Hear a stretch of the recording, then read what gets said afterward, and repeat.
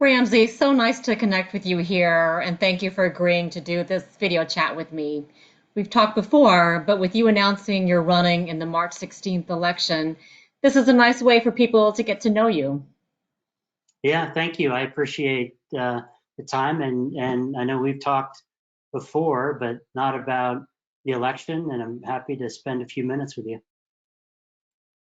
So before we start, I see the map of Pelham behind you. What's that other frame picture? So yeah, the map of Pelham we got from the Preservation Society. This map is it's not. I got this in the Persian Gulf. I was um, in the Gulf War doing logistics for a combat hospital. And so this was 30 years ago this month. We went into Kuwait City, and after the Allied forces took the city over, I was in the city working on logistics for the hospital. So I had to go out into the community. And we were walking along, and I saw this poster in a trash can. And you may or may not be able to see on the left side, it says old issue. So this is the Bank of Kuwait. And on the left side, it's the old issue. It was the money that was in the economy. On the right side was the money that the Iraqi soldiers had stolen from the banks. And so they issued this poster. I have never seen another one out there. I think this may be the only one where they said, if you have this money, it's no longer good. You have to bring it back. And if you have the old issue, it's still good. So I was able to stuff it into my duffel bag and work my way back. I lost a piece of it down in the corner here, but it's this amazing piece of history, and obviously super colorful and interesting. That's amazing. Wow. Tell me more about your work background and about your life here in Pelham. Yeah, so my wife and I have lived here in Pelham for 11 years. We have kids in elementary, middle, and high school, and we've been involved in the community. My background is I was a military brat, so I lived all over, but I was in the military as well for 8 years. Part of it was active duty in Germany in the Gulf War, focused on logistics. And then part of it was reserves. My brother, my dad worked career, my brother-in-law is career. So, service has been a part of our family. But after 8 years, I wanted to do something different. So I went to school, went to graduate school, and for the last 20 years have been focused on um, internet technology and data companies. And so I've been in startups, literally zero in revenue, and grown them to billions in value. And for the last 5 years, been part of a software company that's an old software company, over 50 years old.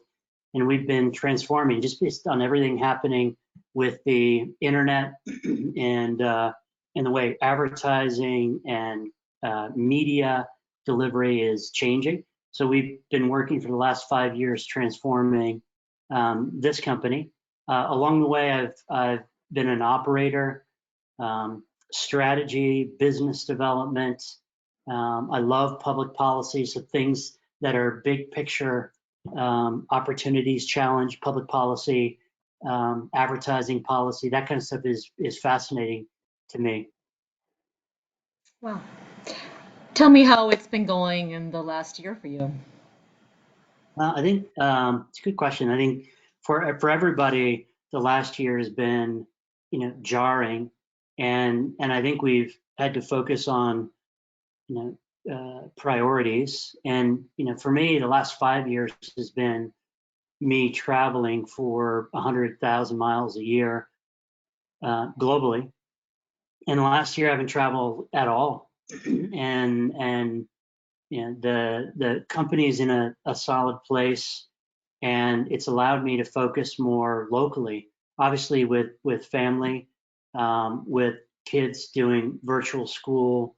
My wife is a full-time communication specialist, and so I've just gotten more invested locally and feel like I'm at a point in my life where I want to spend more time locally. And so I've been talking to folks about issues, economic and environmental and social, and feel like we're at a point where Pelham Manor is an amazing village, and I think we can all honor the investment of time and energy that business owners and elected officials and parents and coaches and teachers and everyone else has done. But I think there has to be new voices and new energy and new experience. The village has had a village board that's been run by Republicans for the better part of 100 years. And there have been Democrats who have served, but never ones who have run and been elected as Democrats. And if you look at the village over the last 5 years, 387 out of roughly 1,600 homes have turned over. And I think that's in part due to the high taxes that we pay, and there's this natural cycling out. But 75% of the new residents that are coming in are Democrat and independent. And I think the village board can and should reflect the community, and we should have a long-term vision that's economic, environmental, and social. And so that's what Lance and Andrea and I are excited about doing. It's what all of our conversations focus on. We each have unique experience. We each want to be collaborative and engaged, and we're passionate about making Pelham Manor not just a great place to live now, it is, but we believe that for the future, we need to engage the entire community and be fiscally prudent and address some of these key challenges. The School Equity Report, Executive Order 203, long-term sustainability planning, economic empowerment and development to diversify our tax base. So that's what our campaign is about.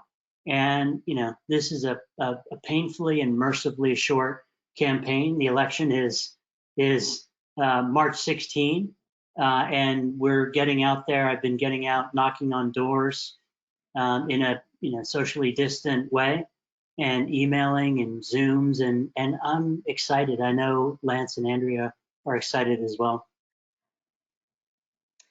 That's wonderful. Ramsey, thanks so much for doing this with me. And we look forward to talking more with you in the future.